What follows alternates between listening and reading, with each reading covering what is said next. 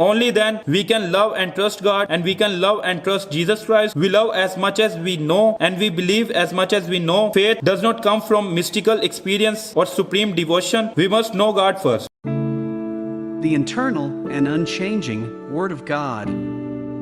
Walking with God.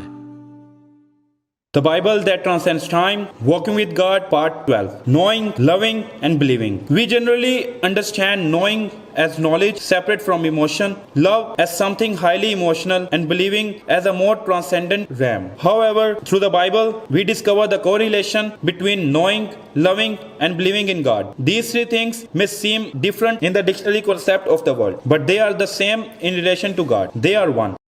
Knowing and loving.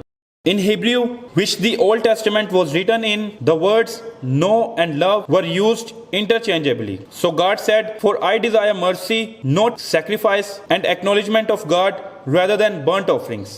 But if we see this in the New Living Translation, it says, "I want you to show love, not offer sacrifice. I want you to know me more than I want burnt offerings," making this content clearer. Through the Old Testament and throughout the ages, God commanded us to love God. Love the Lord your God with all your heart and with all your soul and with all your strength. And now, O Israel, what does the Lord your God ask of you but to fear the Lord your God, to walk in all his ways, to love him, to serve the Lord your God with all your heart and with all your soul, and to observe the Lord's commands and decrees that I am giving you today for your own good, and that you may love the Lord your God, listen to his voice, and hold fast to him. For the Lord is your life, and he will give you many years in the land he swore to give to your fathers, Abraham, Isaac, and Jacob. So be careful to love the Lord your God. Love the Lord, all his saints. The Lord preserves the faithful, but the proud he pays back in full. I love those who love me, and those who seek me find me. And Jesus also said that the greatest commandment of all is to love God. Jesus replied,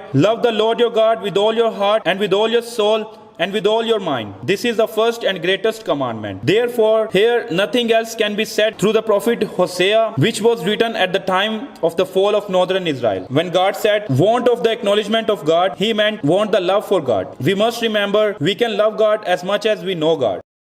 Knowing and believing.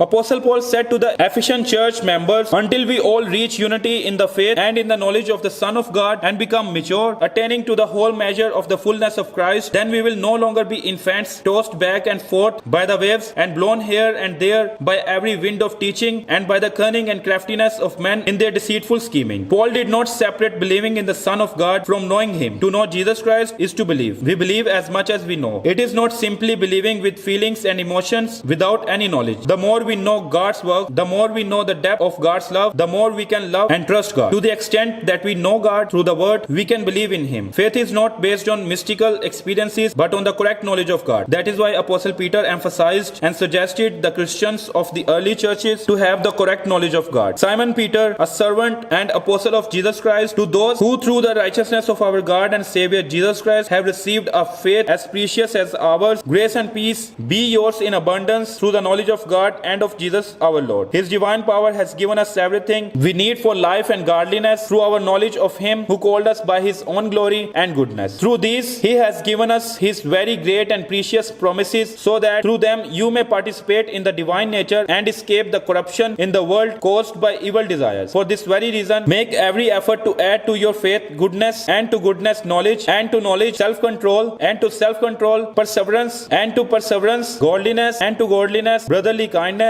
and to brotherly kindness love. For if you possess these qualities in increasing measure, they will keep you from being ineffective and unproductive in your knowledge of our Lord Jesus Christ. But if anyone does not have them, he is nearsighted and blind, and has forgotten that he has been cleansed from his past sins. But grow in the grace and knowledge of our Lord and Savior Jesus Christ. To him be glory both now and forever. Amen. That's right. Like this, it is important to know about God and about Jesus Christ. By knowing correctly, we can grow in that knowledge. Therefore, we can love God as much as we know God through the Word, and we can trust God as much as we know God.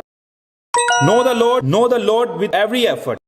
God repeatedly said that God's people did not know God when they finally went toward the result of destruction. Hear, O heavens, listen, O earth, for the Lord has spoken. I reared children and brought them out, but they have rebelled against me. The ox knows his master, the donkey his owner's manger. But Israel does not know, my people do not understand. But let him who boast about this, that he understand and knows me, that I am the Lord who exercises kindness, justice, and righteousness on earth, for in these I delight, declares the Lord. Hear the word of the Lord, you Israelites, because the Lord has a charge to bring against you who live in the land. There is no faithfulness, no love, no acknowledgement of God in the land. There is only cursing, lying, and murder, stealing, and adultery. They break all bounds, and bloodshed follows bloodshed. My people are destroyed from lack of knowledge. Because you have rejected knowledge, I also rejected you as my priest. Because you have ignored the law of your God, I also will ignore your children. The more the priests increased, the more they sinned against me. They exchanged their glory for something disgraceful. And he said that we need to know God. He appeals to us to know God. Come, let us return to the Lord. He has torn us to pieces, but he will heal us. He has injured us, but he will bind up our wounds. After 2 days, he will revive us. On the 3rd day, he will restore us, that we may live in his presence. Let us acknowledge the Lord. Let us press on to acknowledge him. As surely as the sun rises, he will come to us like the winter rains, like the spring rains that water the earth. God's people, the children of God, who became God's people through the grace of the atonement of Jesus Christ, because of God's righteousness, must love God. And we will go to the kingdom of God in Jesus Christ by faith in that Jesus Christ. But in order to do that, we need to know God through the word of life. We must know God's love, we must know God's works, and we must know the love and deeds of Jesus Christ, who is God and came to this earth for us. The Bible that transcends time, walking with God, continues.